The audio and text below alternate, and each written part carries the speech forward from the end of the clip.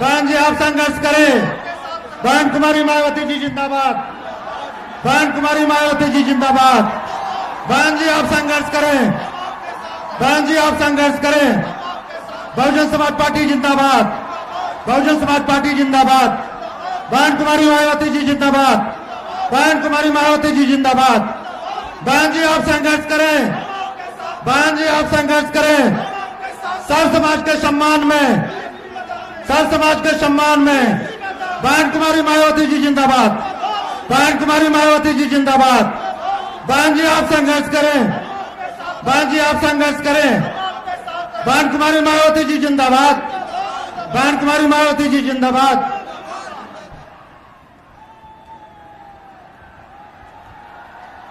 Bahujan Samaj party की राष्ट्रीय अध्यक्ष, पूर्व सांसद लोकसभा एवं राज्यसभा, पूर्व मुख्यमंत्री उत्तर प्रदेश,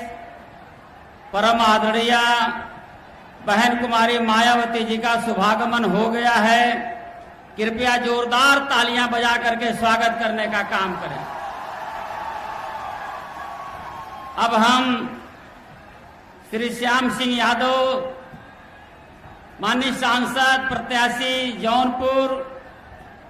बहुजन समाज पार्टी का चुनाव चिन्ह हाथी, आदरणीय बहन जी को सौंप करके सम्मानित करना चाहते हैं श्री श्याम सिंह यादव जी।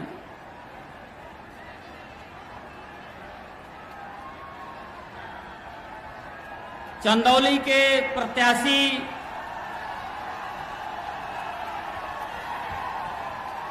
श्री सत्येंद्र मौर्य जी, मान्या बहन जी का सम्मान करना चाहते हैं।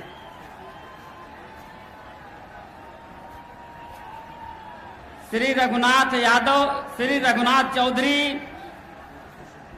पूर्व प्रत्याशी अजगरा, बहुजन समाज पार्टी का चुनाव चिन्ह हाथी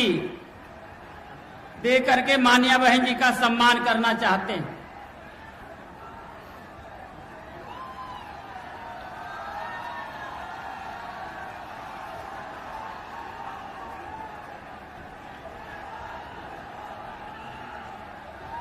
श्री अतहर जमाल लारी, ये बहुजन समाज पार्टी का हाथी चुनाव चिन्ह प्रदान करना चाहते हैं। श्री विष्णु दयाल सेठ, जो आदरणीय बहन जी को मुकुट दे करके सम्मानित करना चाहते हैं।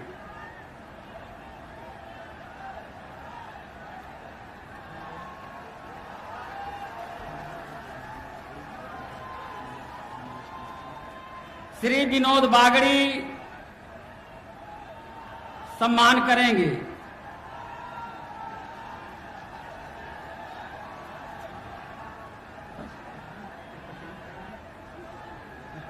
श्री प्रदीप पटेल, श्री प्रदीप पटेल। अब हम बहुत ही अदब के साथ विनम्र निवेदन करते हैं कि परम आदरणीय बहन जी हमें और उमड़ी हुई जनसैलाब को संबोधित करने का काम करें। आदरणीय बहन जी।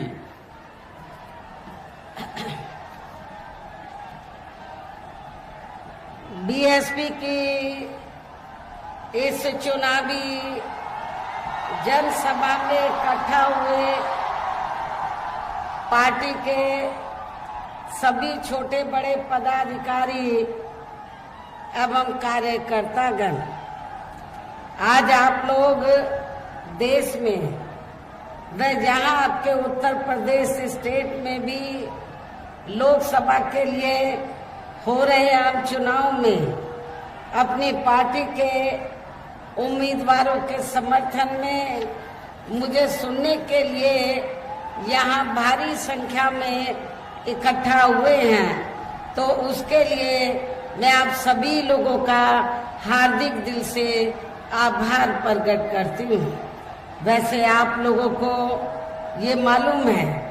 कि हमारी पार्टी कांग्रेस, बीजेपी व अन्य किसी भी विरोधी पार्टी तथा गठबंधन आदि के साथ मिलकर नहीं, बल्कि अकेले ही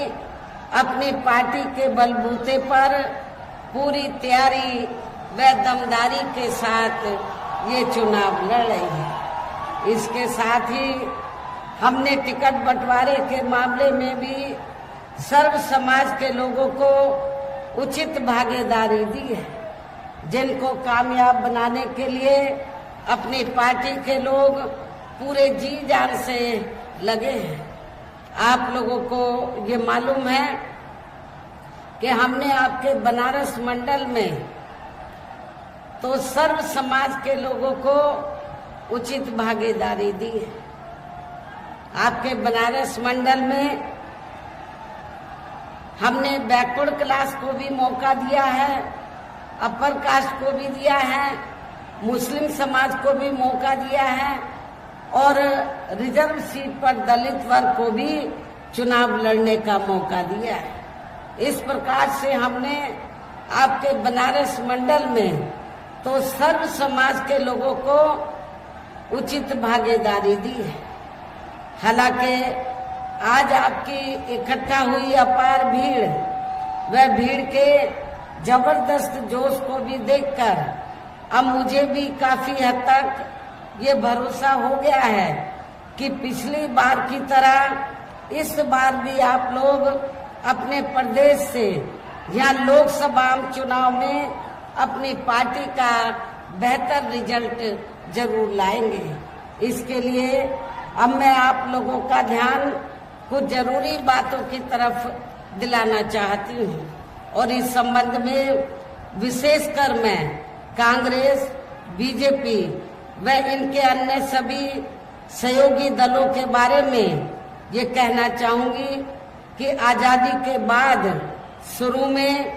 केंद्र व देश के काफी राज्यों में भी ज्यादातर सत्ता यहाँ कांग्रेस पार्टी के हाथों में ही केंद्रित रही है,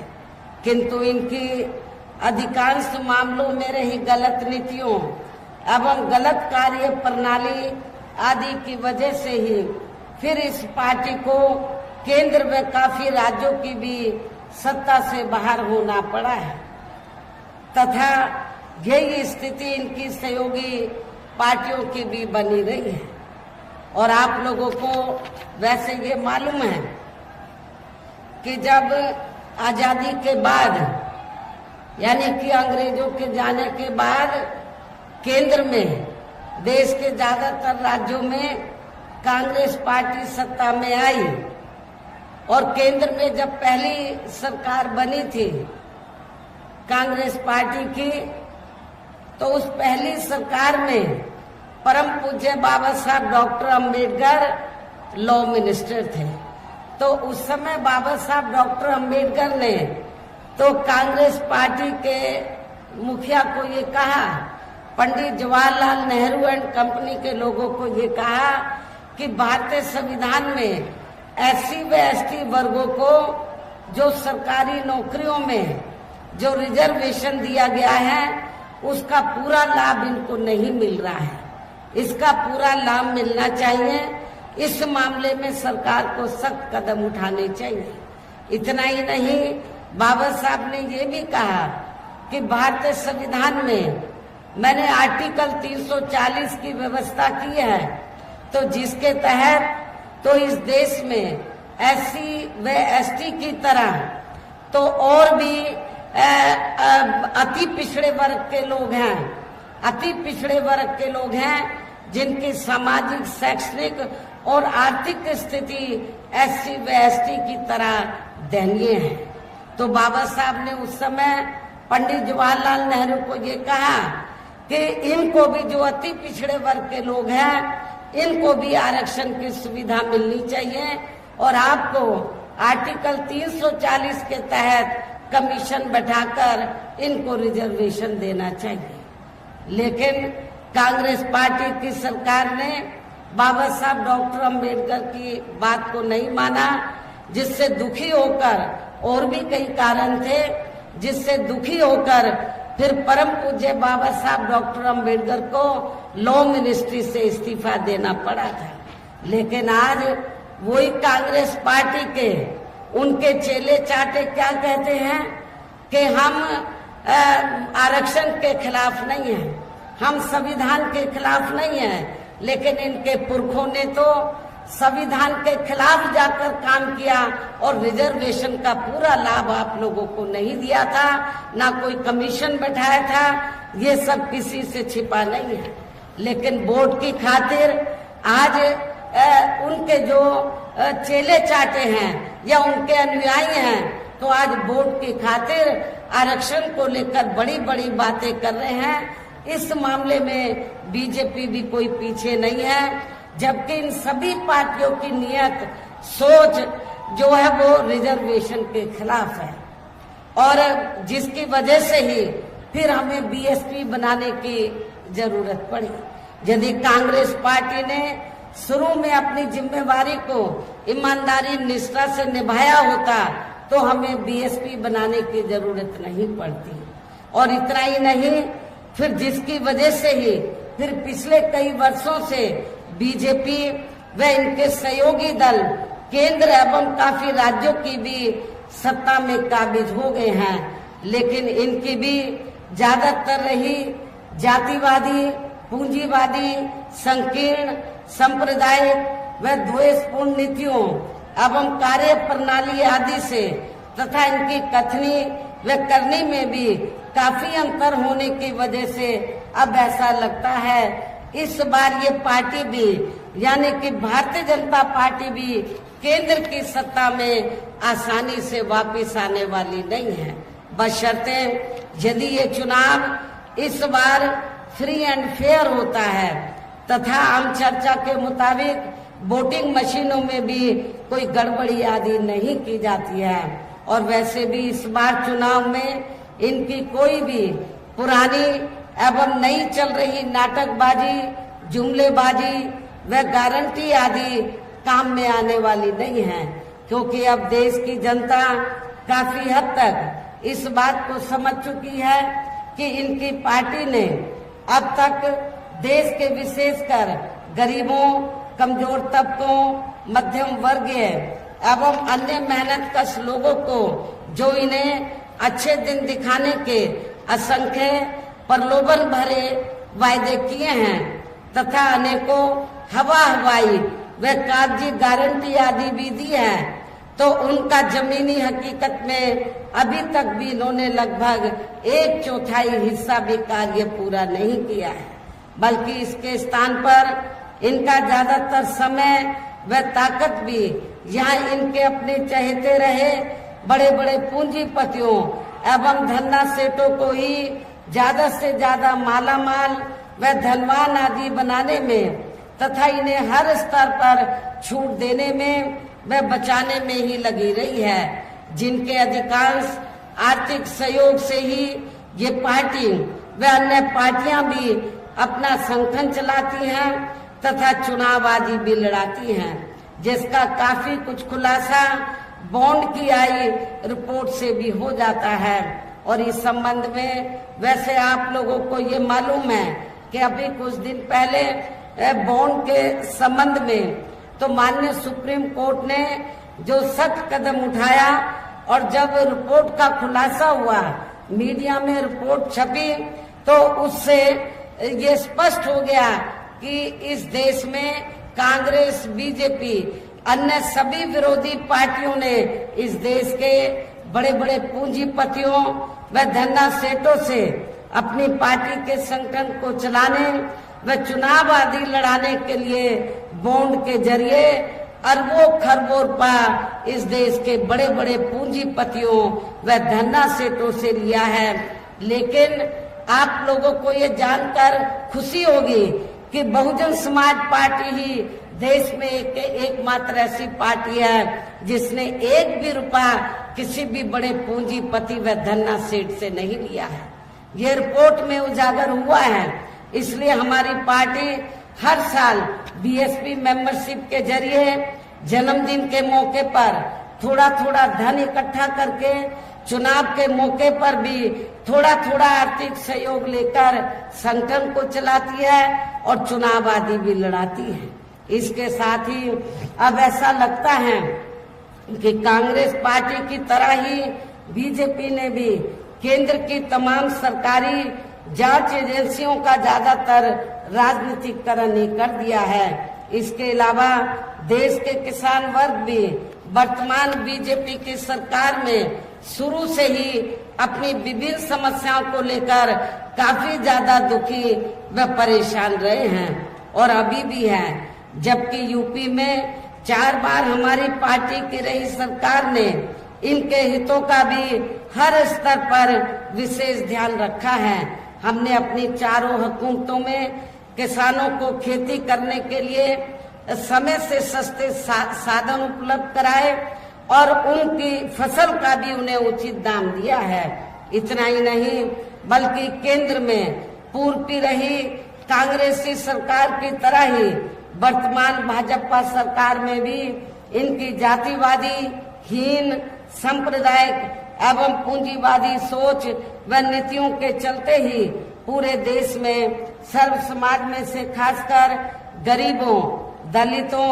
आदिवासियों, पिछड़े वर्गों, मुस्लिम एवं अन्य धार्मिक अल्पसंख्यक समाज के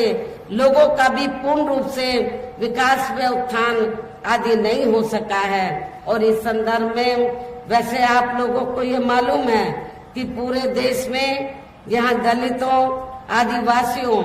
एवं अन्य पिछड़े वर्गों का सरकारी नौकरियों में वर्षों से अधूरा पड़ा आरक्षण का कोटा भी अभी तक पूरा नहीं भरा गया है। विशेषकर एससी व एसटी वर्गों के सरकारी कर्मचारियों का पदोन्नति में आरक्षण भी अब काफी हद तक प्रभावहीन ही बना दिया गया है। और खासकर जब समाजवादी पार्टी यहाँ सत्ता में थी तो उस समय तो इनका पदोन्नति में आरक्षण ही समाजवादी पार्टी की सरकार ने बिल्कुल खत्म कर दिया था। साथ ही केंद्र व राज्यों में भी विरोधी पार्टियों की रही सरकारों ने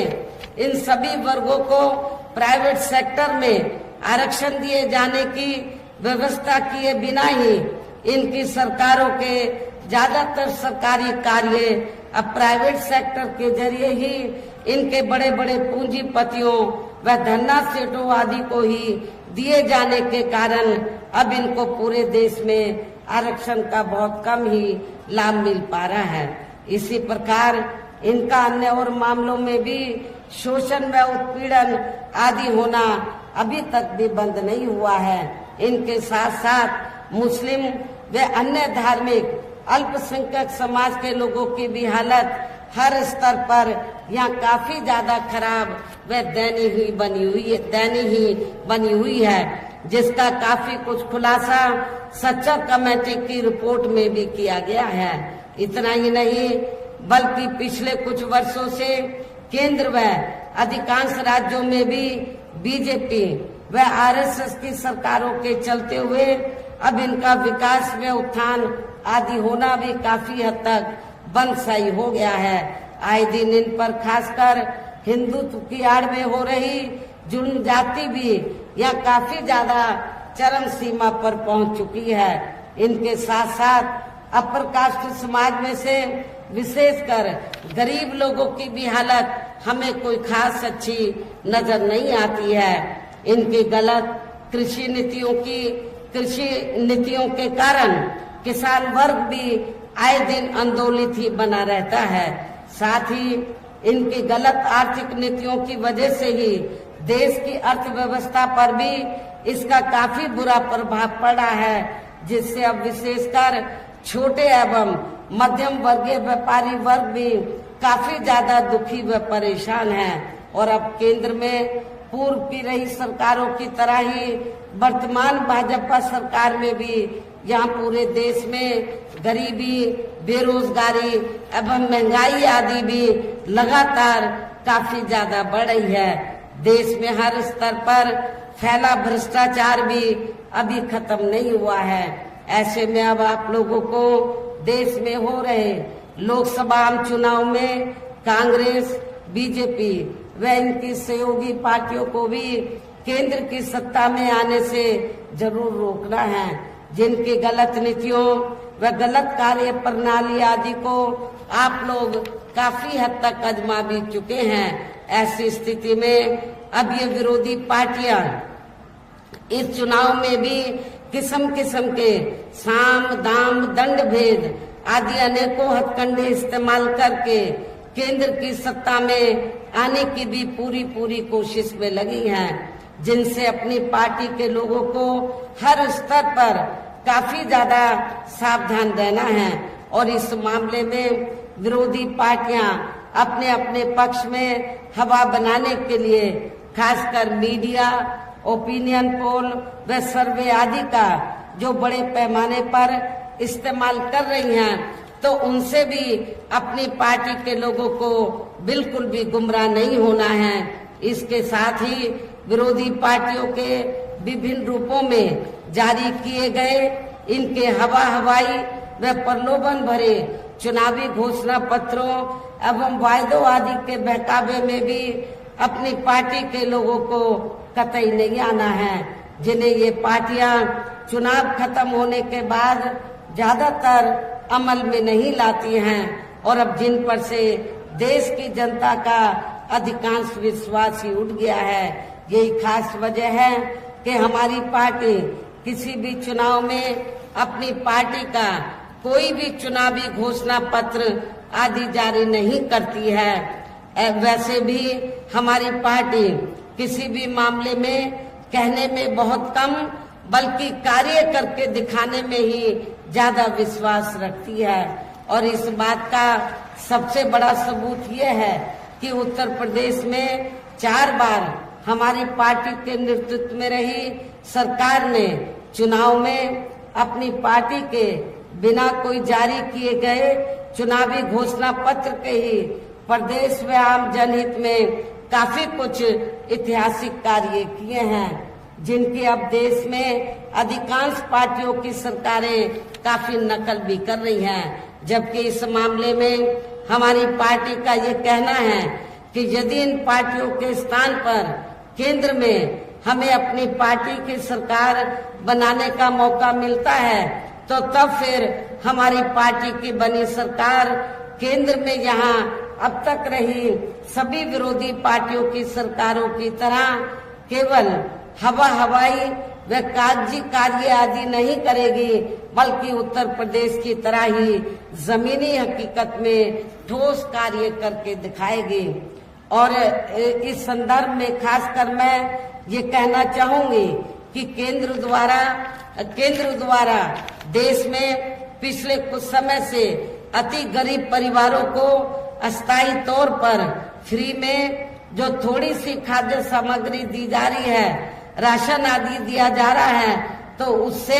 इनका स्थायी तौर पर भला होने वाला नहीं है। और वैसे भी इनकी ये जटिल समस्या देश में हर हाथ को काम देने से ही केवल दूर हो सकती है, जिसकी तरफ हमारी पार्टी की बनी केंद्र की सरकार जरूर विशेष ध्यान देगी। लेकिन इस संबंध में मैं आपको सावधान भी करना चाहती हूँ कि आप लोगों को जो थोड़ा सा पिछले कुछ समय से फ्री में जो राशन दिया जा रहा है, तो ये कोई बीजेपी की देन नहीं है, आरएसएस की देन नहीं है, बल्कि आप लोग जो देश की जनता जो केंद्र की सरकार को जो टैक्स देती है, टैक्स के जरिए केंद्र की सरकार के पास जो पैसा जमा होता है, उस पैसे से आप लोगों को ये राशन आदि दिया जा रहा है। ये कोई बीजेपी आपको अपनी जेब से ये राशन पानी आदि नहीं दे रही है, तो इसलिए आप लोगों को इनके बहकावे में कतई नहीं आना है, बल्कि आप लोगों को अपना एक एक वोट बहुजन समाज पार्टी को हर प्रकार की सावधानी बरतते हुए देना है। साथ ही पिछले कुछ वर्षों से आए दिन बढ़ रही गरीबी, बेरोजगारी व महंगाई आदि से भी जनता बहुत ज्यादा दुखी व परेशान है, जिसे भी आर्थिक नीतियों में तब्दीली करके जरूर दूर किया जाएगा। धर्म की भी आड़ में पिछले कुछ वर्षों से खासकर मुस्लिम समाज के लोगों का द्वेष की भावना से जो इनका काफी ज्यादा शोषण व उत्पीड़न आदि किया जा रहा है, तो उसे भी जरूर रोका जाएगा। और ये सब हमने अपनी यूपी की रही सरकार में करके भी दिखाया है। इसके अलावा हमने यूपी में सर्व समाज में से गरीब एवं बेरोजगार लोगों को बेरोजगारी भत्ता आदि न देकर उन्हें बड़ी तादाद में रोटी रोजी के साधन भी उपलब्ध कराए हैं। जो अब ये कार्य भी अधिकांश ठंडे ही पड़े हैं, जिनको फिर केंद्र में बीएसपी की सरकार बनने पर प्राथमिकता दी जाएगी। कहने का तात्पर्य ये है कि देश में इस समय हो रहे लोकसभा चुनाव में विरोधी पार्टियों के जारी किए गए इनके हवाई व प्रलोभन भरे चुनावी घोषणा पत्रों आदि के बहकावे में अब यहाँ खासकर देश के अति गरीबों, मजदूरों, बेरोजगारों एवं अन्य मेहनत कश लोगों को बिल्कुल भी नहीं आना है और अब इन्हें ऐसी सभी विरोधी पार्टियों को हर हालत में केंद्र की सत्ता में आने से जरूर रोकना है, जिनकी कथनी व करनी में काफी अंतर रहा है तथा जिन्हें ये लोग बरसों से आजमा भी चुके हैं। ऐसे में अब मेरा यही कहना है कि आप लोगों को अपने खुद के व अपने प्रदेश क्षेत्र एवं देश के भी हित में अपने वोटों को यहाँ कांग्रेस, बीजेपी व अन्य विरोधी पार्टियों को न देकर केवल अपनी एकमात्र हितैषी पार्टी बहुजन समाज पार्टी को ही देना है। जो ये पार्टी उत्तर प्रदेश की तरह ही केंद्र में भी अपनी पार्टी की सरकार बनने पर फिर पूरे देश में यहाँ अपनी पार्टी की सर्वजन हिताय व सर्वजन सुखाय की नीतियों पर आधारित ही सरकार चलाएगी। इसके साथ साथ केंद्र से जुड़ी आपके क्षेत्र की जो भी यहाँ स्थानीय समस्याएं होंगी तो उन्हें भी फिर दूर करने का हर संभव पूरा प्रयास किया जाएगा। साथ ही यहाँ गरीबों, मजदूरों, बेरोजगारों, कर्मचारियों, किसानों, छोटे व्यापारियों एवं अन्य मेहनत कश लोगों के हितों का भी विशेष ध्यान रखा जाएगा। सर्व समाज में से खासकर दलितों, आदिवासियों, पिछड़े वर्गों, मुस्लिम व अन्य धार्मिक अल्पसंख्यक समाज के लोगों के विकास व उत्थान के साथ साथ हर स्तर पर इनकी सुरक्षा आदि के लिए भी सख्त कदम उठाए जाएंगे और तभी फिर यहाँ वास्तव में अपने देश के महान संतों, गुरुओं व महापुरुषों में भी विशेषकर महात्मा ज्योतिराव फूले, श्री छत्रपति शाहू जी महाराज, श्री नारायण गुरु, बाबा साहब डॉक्टर भीमराव अंबेडकर एवं मान्यवर श्री कांशीराम जी आदि का अधूरा रहा सपना जरूर साकार हो सकता है, जिनको यूपी में हमारी पार्टी की रही सरकार द्वारा हर स्तर पर पूरा आदर सम्मान दिया गया है। इन्हीं खास बातों के साथ ही अब मेरा देश व आपके स्टेट के भी हित में यही कहना है कि हमारी पार्टी ने यहाँ के बनारस मंडल में जिनको भी लोकसभा के लिए चुनाव के मैदान में उतारा है, जो आपके सामने मंच पर भी मौजूद हैं, तो उन्हें आपको जरूर कामयाब बनाना है, जिसके लिए यहाँ पार्टी के सभी स्तर के छोटे बड़े पदाधिकारी एवं कार्यकर्तागण आदि पूरे जी जान से लगे हैं। और अब अंत में मेरा यही कहना है कि आप लोगों को वोट पड़ने वाले दिन यहाँ बीएसपी के अपने सभी लोकसभा उम्मीदवारों को अर्थात हमने बनारस मंडल में जौनपुर लोकसभा की सीट से श्री श्याम सिंह यादव जो बीएसपी के वर्तमान में सांसद हैं, इनको चुनाव के मैदान में उतारा है। आप लोगों को ये मालूम है कि इस एज में भी ये जनता की सेवा में लगे रहते हैं। आप इनको एक मौका जरूर दीजिए, इनको जरूर मेंबर पार्लियामेंट बनाकर भेजिए। मछली शहर जो सुरक्षित लोकसभा की सीट है, हमने यहाँ से श्री कृपा शंकर सरोज को चुनाव के मैदान में उतारा है। वाराणसी लोकसभा की सीट से हमने श्री अतर जमाल लारी को, चंदौली लोकसभा की सीट से हमने पिछड़े वर्ग से श्री सत्येंद्र कुमार मौर्य को, बलिया लोकसभा की सीट से हमने श्री लल्लन सिंह यादव को इनकी लोकसभा की सीट का कुछ एरिया बलिया में आता है और कुछ एरिया गाजीपुर जिले में आता है, लेकिन सीट का नाम है बलिया, इसलिए बलिया लोकसभा की सीट से हमने श्री लल्लन सिंह यादव को, गाजीपुर लोकसभा की सीट से हमने डॉक्टर उमेश कुमार सिंह को चुनाव के मैदान में उतारा है। बीएसपी के ये सभी प्रत्याशी पूरे जी जान से आपके क्षेत्र में आप लोगों से वोट की अपील करने के लिए जी जान से लगे हैं। मेरी आप लोगों से पुरजोर अपील है कि आप लोग बहुजन समाज पार्टी के इन सभी प्रत्याशियों को बीएसपी का जो चुनाव चिन्ह हाथी है, हाथी चुनाव चिन्ह के सामने वाले बटन को दबाकर इनको भारी वोटों के अंतर से जरूर कामयाब बनाना है। इस खास अपील के साथ ही अब मैं अपनी बात यही समाप्त करती हूँ। जय भीम, जय भारत।